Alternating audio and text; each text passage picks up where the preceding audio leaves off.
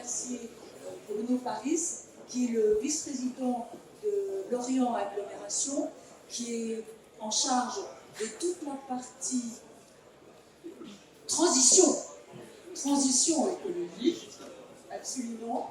Et cette keynote est sous sa présidence. Pour quelle raison? Tout simplement parce qu'un élu, et notamment au niveau de l'aglo, est le premier en ligne pour savoir l'intérêt et pour comprendre aussi quels sont les enjeux des acteurs et des opérateurs.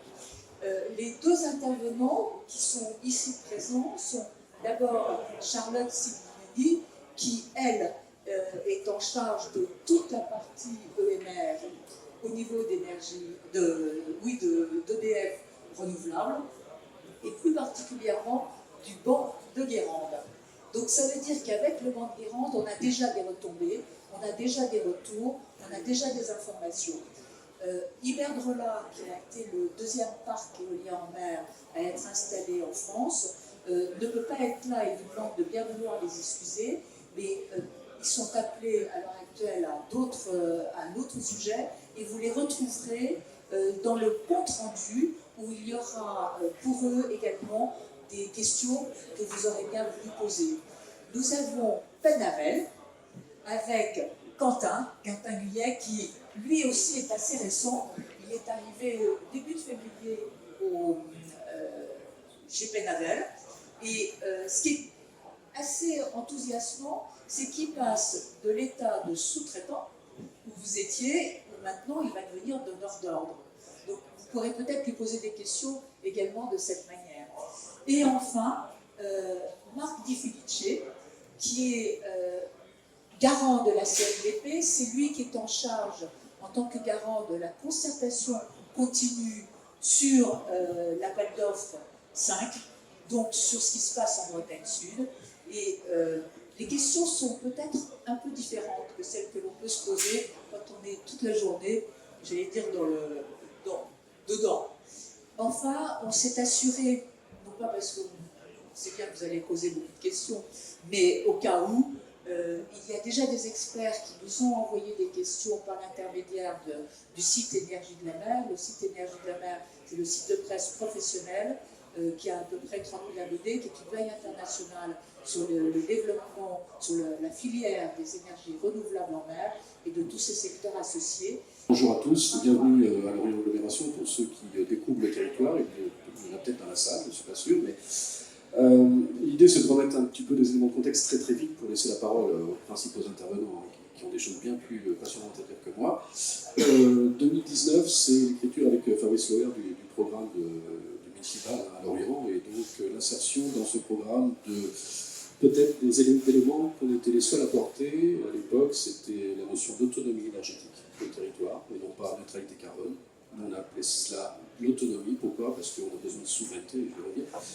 On a parlé d'hydrogène dans le programme aussi, et puis on a parlé d'éolien. Et on soutenait déjà dans le programme municipal de Lorient l'éolien en mer. C'était quelque chose, un soutien conditionnel. Donc depuis Fabrice Loher, je crois, pour ceux qui sont lauréats et ceux qui ont été candidats, vous avez tous pu remarquer son engagement permanent, inconditionnel sur l'éolien en mer, mais quand même pas à n'importe quelle condition. À savoir que sur des éléments précis, nous sommes totalement en accord avec les élus de la région Bretagne, le président Loïc Chénégérard et Daniel Greff, qui suit de très près ce dossier, sur des choses sur lesquelles, en gros, nous voulons, avec vous, trouver le moyen, d'avoir des retombées évidemment économiques et entrepreneuriales. Et là, je salue aussi l'action de BPN, et il y a aussi Bretagne Nation Power, et BPN a fait un travail colossal. Donc je sais que Penavel est attaché aussi à essayer de trouver les meilleurs moyens de pouvoir associer des entreprises les plus locales possibles, les plus régionales. Encore faudra-t-il vérifier que les compétences sont là et qu'on puisse les accompagner. Nous serons très attachés aussi au fait qu'AO5 ait un impact minimal en matière de biodiversité. Forcément, je suis très attaché. Nous souhaitons évidemment, et nous sommes là-dessus un peu intransigeants, mais sur le fait que les coactivités pêche, énergie renouvelable soient complètement le plus compatibles possible. Et vous le savez déjà, je ne n'invente rien, hein, on vous a tous reçus, on continuera à échanger avec vous.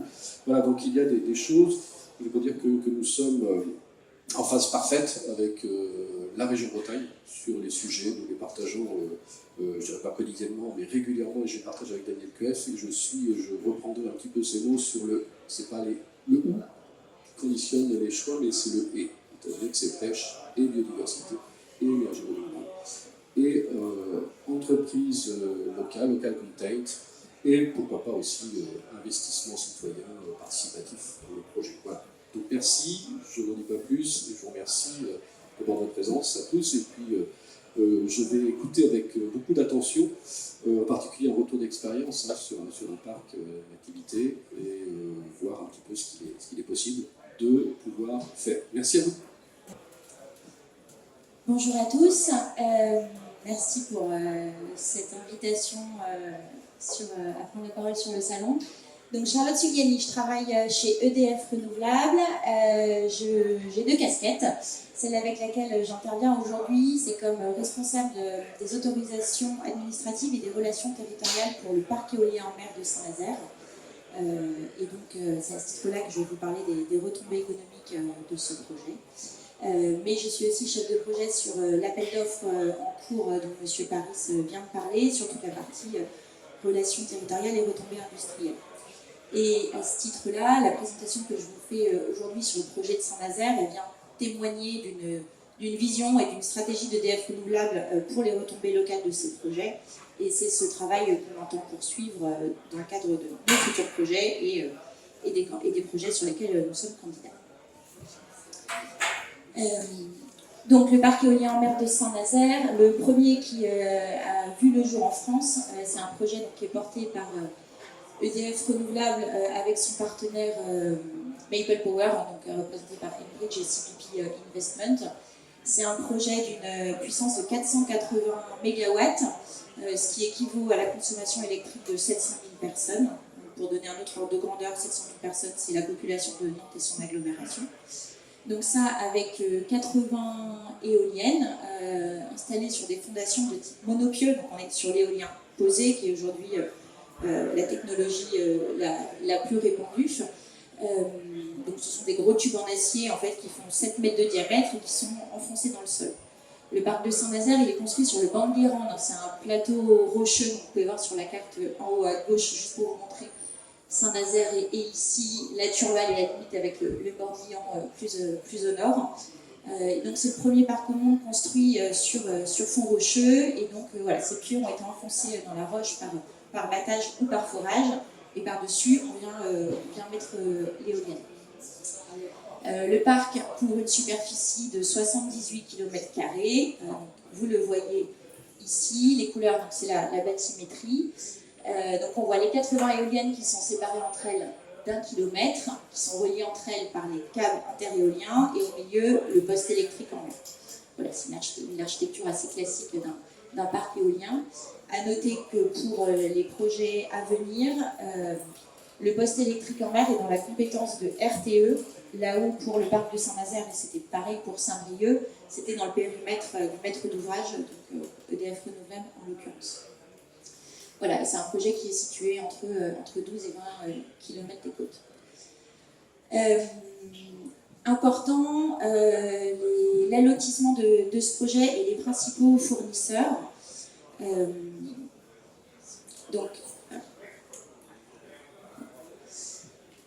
Quand on construit un parc éolien offshore, nous on est énergéticien, donc on ne fabrique pas les composants tout seul, on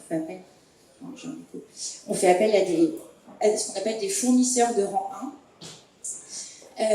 Et donc, on va définir des lots et pour chaque lot, il va y avoir donc un fabricant et une entreprise qui va être chargée de l'installation.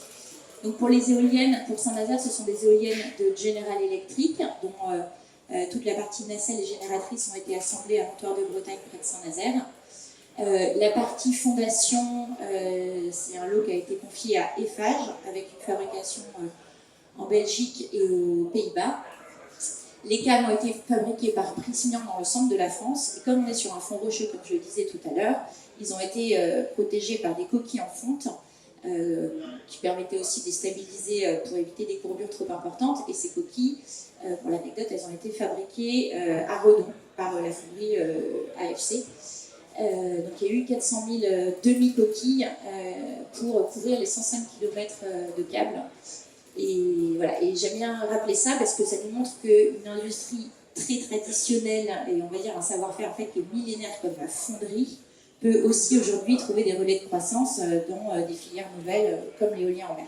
Et du coup, c'est un savoir-faire qui nous a été extrêmement utile parce que, comme je disais, c'était le premier parc au monde qui était construit sur fond rocheux. Et puis le poste électrique, donc c'est les chantiers de l'Atlantique à Saint-Nazaire. Voilà. Oui, et pardon, juste les quelques dates sur le projet. Donc le projet, on a été désigné lauréat en 2012 et il est rentré en service fin 2022 pour à peu près 25 années. Alors, je voulais donc vous dire quelques mots un peu sur notre vision pour le développement industriel local. Donc déjà, pourquoi est-ce que c'est un sujet important? Je pense que M. Paris voilà, exprime déjà un point de vue institutionnel et politique qui est important. Et bien, tout d'abord, pour favoriser les retombées économiques et les emplois au plus près des projets. Et ça, on sait que c'est un facteur d'acceptabilité des projets. Ensuite, la nécessité d'accompagner la structuration d'une nouvelle filière industrielle en France et la montée en compétence des entreprises. Mais je vais revenir dessus, on ne part pas de zéro, loin de là. Autant il y a de l'éolien en mer en Europe du Nord depuis le début des années 90, autant en France, on a des compétences dans le domaine des industries maritimes qui ont pu être tout à fait facilement transposables en fait, à la filière de l'éolien en mer. Et donc, il peut y avoir des créations d'entreprises, des nouveaux domaines d'activité, mais il y a aussi beaucoup d'entreprises pour qui l'éolien en mer, c'est devenu en fait une diversification. Et puis évidemment, quand on a un projet comme ça à construire, on a besoin de sous-traitants, nos fournisseurs de rang ont besoin de sous-traitants, et là, la proximité, ça représente un grand avantage. Donc si on peut trouver des sous-traitants en local, c'est l'option qu'on va privilégier. Pour ça, donc chez EDF Renouvelables, on a un interlocuteur dédié pour les entreprises au niveau national.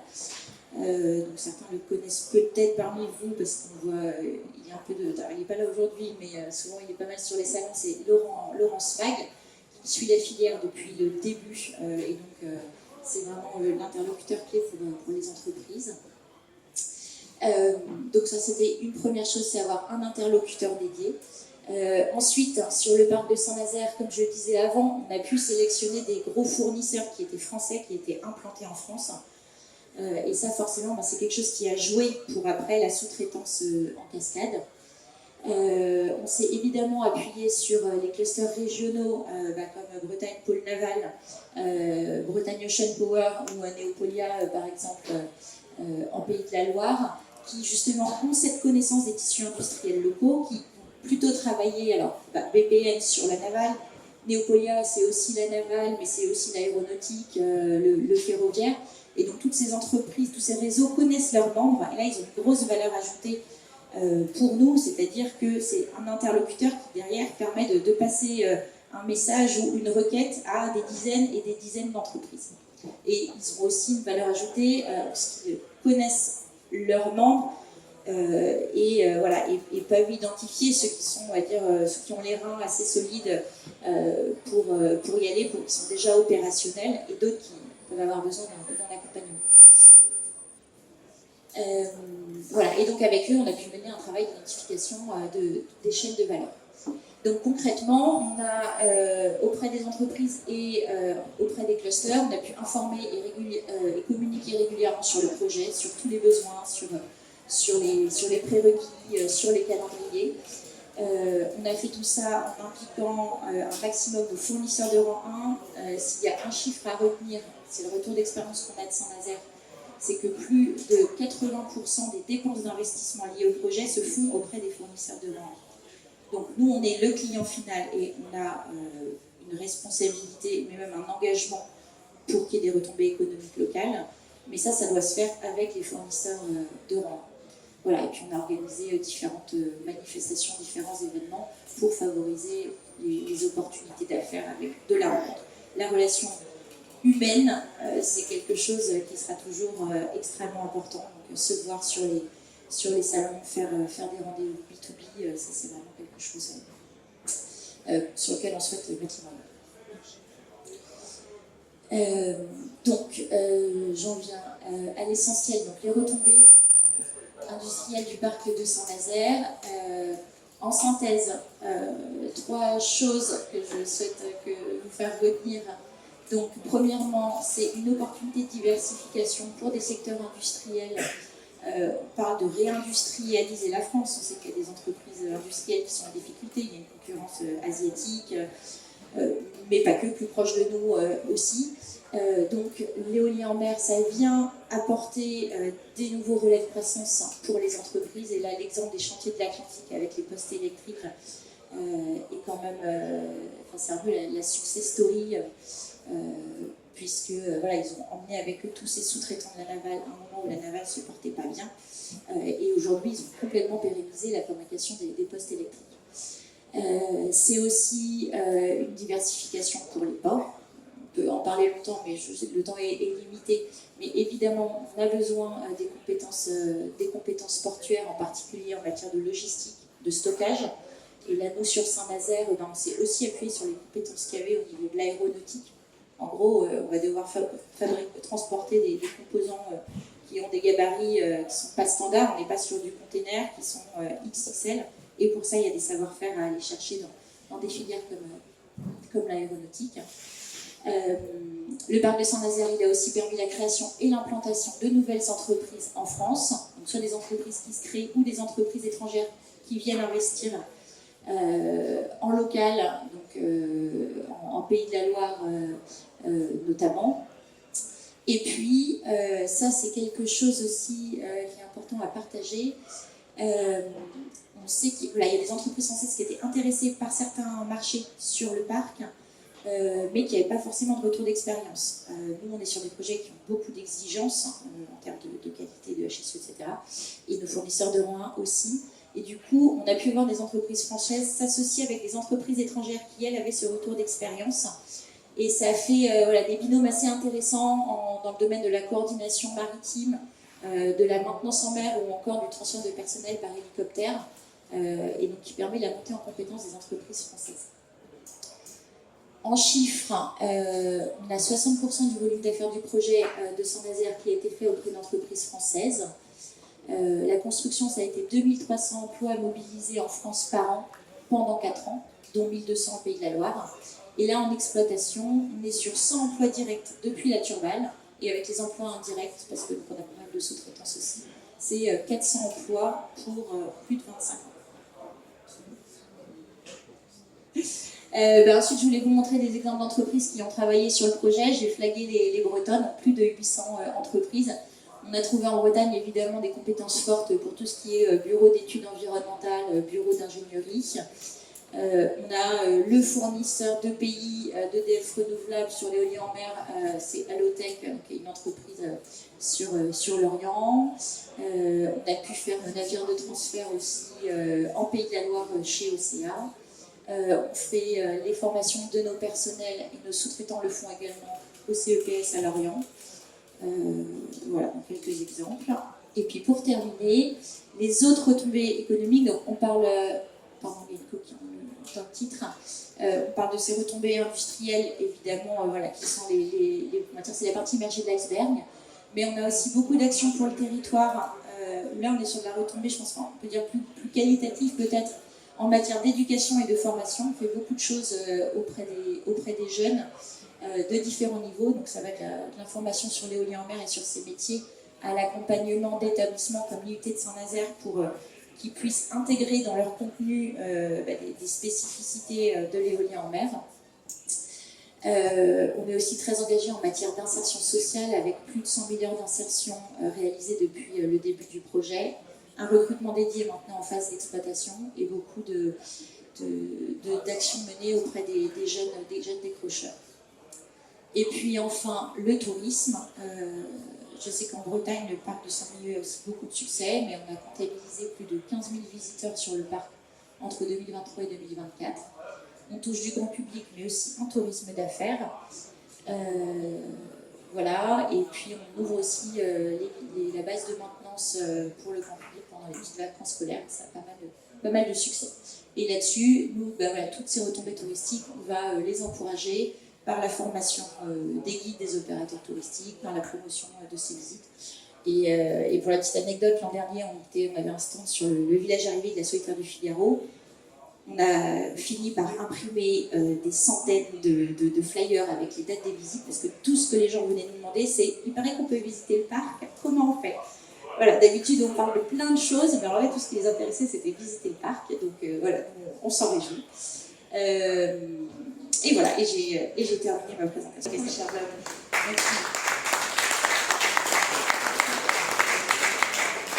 J'ai une petite question à poser, bien évidemment, à Anne-Marie Cuesta. Comment est-ce que les opérateurs, en définitive, sont labellisés? Alors, déjà, il faut rappeler qu'avant d'être labellisé, il y a un accompagnement qui a duré sur la O5 7 mois en moyenne. Il y en a qui ont fait 8 mois, il y a les très bons élèves qui ont fait moins, ou ceux qui étaient plus en retard. Et puis, eh bien, ils sont labellisés au terme de cet accompagnement. Donc, on en a accompagné 9 sur la O5. Parlons du passé et non pas à venir. Il y en a eu 5 de labellisés qui répondaient aux critères, comme son nom l'indique, du Brace Content. C'est donc développer l'économie et ancrer l'emploi localement en Bretagne. Voilà. Et il fallait répondre à des critères d'acceptabilité, évidemment de compétitivité, évidemment de prise en compte des biodiversités, de l'environnement, et aussi de amener un peu d'innovation. Je regarde Bruno à ce sujet-là, avec notamment, mais il n'y avait pas que, la partie hydrogène, etc. Et surtout développer l'emploi durablement, former, aider, conseiller, pour qu'on puisse avoir nos nouvelles générations dans les années qui viennent. Merci beaucoup, Anne-Marie. Nous accueillons aussi Pascal Lutti, qui est à la fois vice-président de Lorient Agglomération, mais également président d'Audelor. Je crois que son attachement en tant que chargé du développement économique va tout de suite... Je pense qu'il a tout de suite une question à poser. J'essaie de lui passer la parole, mais c'était pas facile. Bon, bonjour à tous, je ne savais pas que j'avais une question à poser, mais je vais la trouver certainement, je vais la poser à mon voisin de droite. Merci déjà de la présentation intéressante sur la retombée économique, c'est bien que c'était la partie qui m'intéressait le plus. J'ai entendu parler de fonderie à Redon, forcément ça a sonné agréablement à mon oreille. Vous savez qu'on a une fonderie qui a ressuscité depuis la semaine dernière sur le pays de Lorient, et je trouve que c'est quasiment la plus moderne de France. Donc peut-être que mon voisin de droite trouvera un intérêt à moyen long terme, peut-être court terme, ce sera peut-être la question. Puis plus globalement, hors la fonderie bien sûr, quels sont les premiers secteurs d'activité que Penavel a approchés ici sur le territoire de Lorient. Je sais que Monsieur Foumbal est là, je sais qu'il y a eu beaucoup de contacts déjà. C'est une question à laquelle j'ai un peu la réponse, mais c'est mieux si c'est vous qui répondez à ma place. Bon, bonjour à tous, moi je suis Quentin Villiers, je suis le responsable de la chaîne de Penavel. Je suis arrivé en février, donc répondre très en détail sur cette question, ça va être peut-être un peu un challenge pour moi. Mais pour parler des fonderies de Bretagne, ben oui, on est en contact avec eux, effectivement. Pas plus tard que la semaine dernière, j'ai rencontré du coup leur responsable développement commercial. Donc on est en contact et on va effectivement engager une discussion sur ces thématiques d'éolien marin, comment est-ce qu'on peut les accompagner, comment est-ce que nous on peut travailler avec eux. Voilà, c'est très préliminaire, mais des contacts ont été pris, donc on est vraiment engagé dans le territoire. Ça, il n'y a pas de souci. Sur d'autres choses sur le territoire, c'est vrai qu'encore une fois, voilà, moi j'arrive, donc j'ai encore beaucoup de monde à rencontrer, et c'est le message que je vais faire passer ici, c'est n'hésitez pas à venir me revoir sur le stand, à venir me voir. Je suis un interlocuteur privilégié pour les fournisseurs pour le projet Penavel. Je fais partie de l'équipe technique, je suis en relation directe avec nos package managers pour vous aider à travailler avec nous sur le projet. Donc le projet Pénavel, pour ceux qui ne connaissent pas, on est au large de l'Orient, vous voyez, entre Blois et l'île de Belle-Île. 270 MW au maximum. Nous, la spécificité comparée à d'autres projets européens, c'est qu'on a effectivement l'exclusivité sur la zone, on a aussi la connexion au réseau qui est garantie par l'État français et on a un tarif de rachat qui est aussi garanti par l'État français. Je reviendrai sur le planning un peu plus tard, mais pour donner en grande ligne, on est sur un commissioning, une mise en marche du projet à l'horizon 2031. Donc voilà un petit peu dans les grandes mailles. Je ne présente pas les actionnaires, mais Pénavel, on est une société de projet qui appartient à 50% à Elisio, un développeur belge, et 50% à Baywa, un développeur allemand.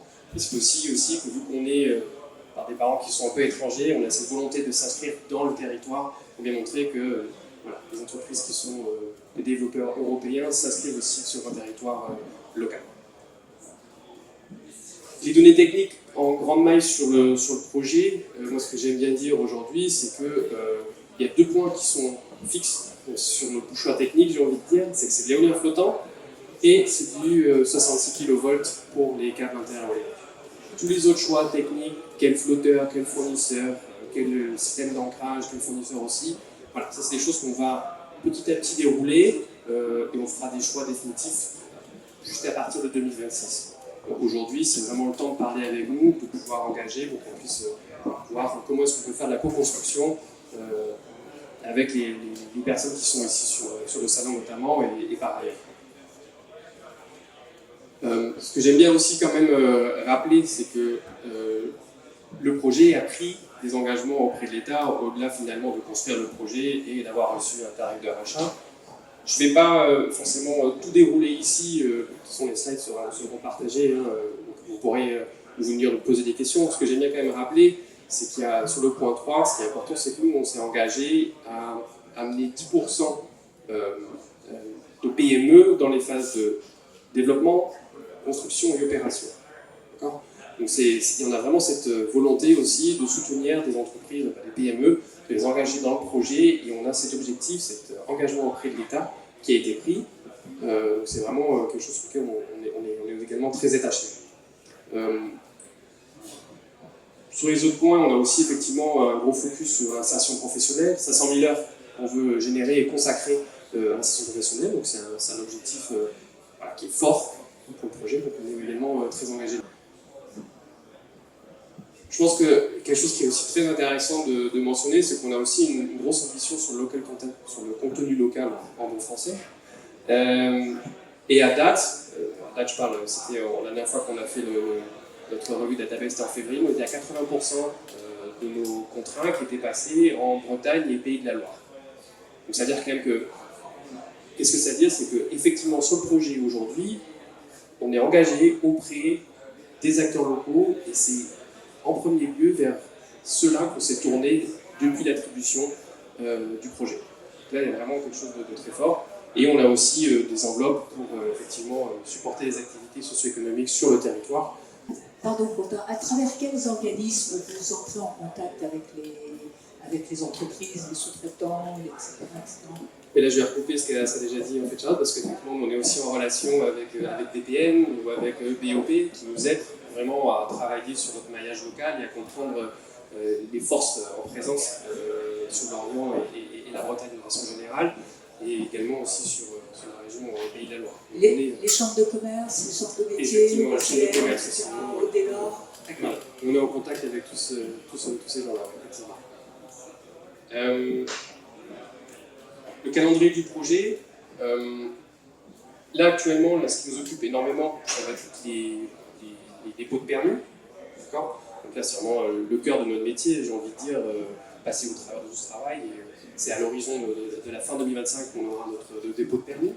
Donc voilà, c'est ce qui nous occupe extrêmement sur le projet. Et entre tout le travail administratif et potentiellement de certains recours, on s'attend à l'avoir complètement plongé en 2029, ce qui nous amène naturellement dans notre décision d'investissement en 2029. Et en parallèle de cette timeline, en fait, c'est là où nous, l'équipe technique, on va travailler à définir nos choix techniques, quel flotteur, quel design, quel type d'ancrage, quelle turbine, voilà. Toutes ces thématiques-là, quel type de câble interarrière, je ne sais pas comment dire en français, interéolienne, merci. Voilà, pour une décision d'investissement en 2029 et ensuite une construction qui s'étalera sur 2030-2031 et ensuite on passe en phase d'exploitation à partir de 2032. Voilà là où on en est. Je crois que voilà, autrement sur des points un petit peu plus précis, j'ai envie de dire, sur les années qui arrivent. Voilà, vous pouvez avoir un petit peu plus de détails. Si ça vous intéresse, on peut aussi en discuter. Mais grosso modo, ce qui est important, c'est que voilà, là, on est très occupé aussi. On est sur le site. On est sur le site cet été avec nos campagnes géophysiques. On va être aussi sur le site l'année prochaine sur les campagnes géotech. Donc on est actif, pas juste dans les bureaux, mais aussi à mettre les mains dans le cambouis. Si vous permettez, on va demander à Marc Di Felice de venir, de nous expliquer où il en est, peut-être du rapport sur la O5, de savoir de quelle manière vous pouvez vous informer, c'est important, et puis on laissera la parole pour la conclusion, peut-être à nos deux vice-présidents qui se répartiront comme ils le souhaitent. Donc les questions et la synthèse, et ensuite, encore une fois, envoyez-nous vos questions, redonnez-nous toutes vos questions. Il y aura une synthèse, une collecte, un traitement qui va être opéré. Toutes les questions seront adressées à l'ensemble des 4 parcs, c'est-à-dire bien évidemment en tant que parc éolien en mer du banc de Saint-Nazaire, du bord de Guérande et Saint-Nazaire, à Penavel qui lance maintenant le processus, à Iberdrola pour Saint-Brieuc et à Océanoïde pour Lieu-Noirmoutier. Oui, donc peut-être avant de commencer, apporter un petit élément de réponse à ma taille, hein, mais au dernier intervenant, sur la part du prix dans les appels d'offres, c'est vraiment quelque chose qui ressort depuis le début, depuis 2020, avant même que le projet sorte, j'allais dire de terre ou de mer. C'est vraiment, tout le monde le demande, donc la Commission nationale du débat public l'a demandé dès le début, on n'arrête pas de le demander, ça a l'effet que ça a, parce qu'on est aussi dans un encadrement européen. On a quand même quelques arguments, c'est qu'en Allemagne, avec le même encadrement européen et d'autres procédures d'appel d'offres, ils arrivent à faire plutôt du 60%, là où nous on fait du 70%, donc il y a peut-être des marges de manœuvre. Et surtout, quand même, ce qui est en train de bouger, c'est le NZIA, le Net Zero Industry Act. Donc, c'est un règlement européen où on commence à imaginer qu'on puisse faire un petit peu de protectionnisme sur notre industrie. Donc, c'est en train d'être négocié et il est possible quand même que sur les appels d'offres à venir, ça ait un impact dès l'appel d'offres numéro 9. Voilà, c'est tout ce que je peux dire comme élément de réponse partielle. Sinon, peut-être présenter en 2 mots la Commission nationale du débat public, parce que tout le monde ne connaît pas cette institution. Donc, c'est une autorité administrative indépendante. Donc, le mot qui est important, c'est indépendant, qui est chargée de la défense des droits du citoyen à l'information et à la participation sur les sujets qui sont liés à l'environnement. Donc, à ce titre-là, on a organisé le débat public préalable au projet donc Bretagne Sud, AO5, AO9. Et depuis, j'ai envie de dire, on fait le service après-vente, c'est-à-dire on est garant de concertation continue, donc on n'est plus à la manette pour organiser les débats, mais on surveille que les choses se passent de façon conforme par rapport aux droits des citoyens. On apporte nos conseils quand on en veut bien. On grince un peu des dents quand il le faut, aussi bien vis-à-vis de l'État, maîtrise d'ouvrage, que éventuellement des maîtrises d'œuvre qui se succèdent. Voilà, donc à ce titre-là, on voit quand même l'intérêt d'une concertation continue, c'est qu'on va bientôt remettre notre 4e rapport de 2 juin, ce qui veut dire qu'entre le moment où le projet sort et le moment où il va être effectif. Il se passe tellement de choses qu'il y a vraiment besoin d'une concertation continue. Il s'est passé le Covid, il s'est passé la guerre en Ukraine. On pensait qu'on n'allait pas passer l'hiver en termes d'électricité. Là, cette année, il y a trop d'électricité. Enfin, les choses peuvent tellement bouger qu'il y a vraiment un intérêt à ce qu'il y ait une concertation continue. Écoutez, déjà vous remercier pour l'organisation de cette conférence, remercier les organisateurs aussi de ce beau salon Kenov Expo, redire l'importance stratégique du développement des EMR pour le pays de l'Orient. C'est très clair, hein, le président du port de commerce est là, il ne m'écoute pas, mais c'est pas grave, il est là en tout cas. Hein, donc, et si on peut venir, une chose est certaine, le président du port de commerce est appelé à un tribunal. Bon, je reprends juste pour présentant David, en disant évidemment l'importance stratégique qu'avaient les EMR pour le développement de notre port. Donc ça c'est très clair. Mais plus globalement, nous sommes en train de développer un certain nombre de filières d'excellence ici sur le pays d'Orient. Vous avez tous connaissance de la Lorient Composite Valley qui a déjà attiré quelques entreprises exogènes donc, sur le territoire de fait de cette compétence désormais affirmée. Cet après-midi, je vous l'annonce en avant-première, nous avons aussi le lancement de ce que nous appelons la Lorient Intelligence Embarquée, qui est offert un cluster d'une trentaine d'entreprises déjà existantes sur le territoire et qui travaillent effectivement sur ces domaines du digital, du numérique.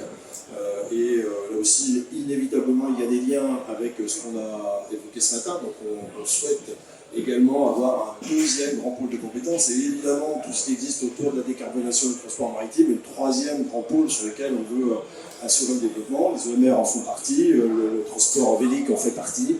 Voilà, dire qu'on ne manque pas de projets sur le territoire, on pense que ces projets sont vertueux et une manifestation comme celle de ce matin va dans ce sens et on vous en remercie du coup d'avoir organisé.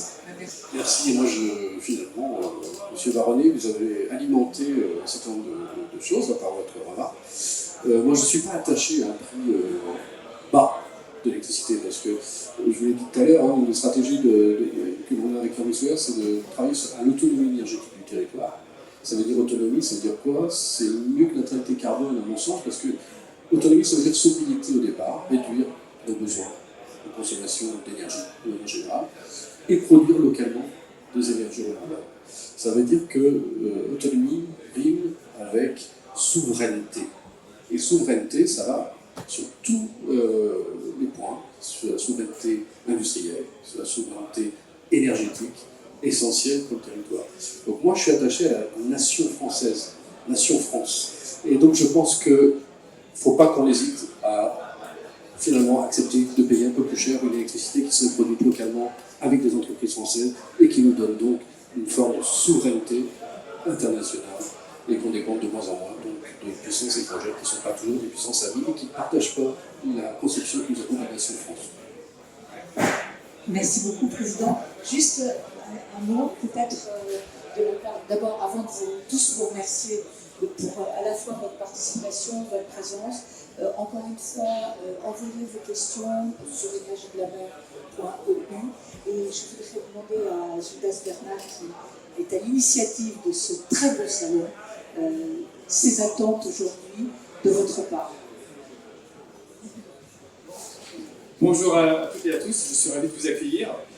Donc, 7e édition du Salon Navexpo dédiée aux innovations maritimes tous azimuts et notamment l'éolien flottant, l'éolien offshore en fait partie. Je suis ravi d'accueillir des beaux acteurs de l'éolien flottant, l'éolien offshore et l'Orient Agglomération connaît bien le sujet depuis quelques temps grâce au futur parc éolien flottant de Bretagne Sud remporté par Penavel.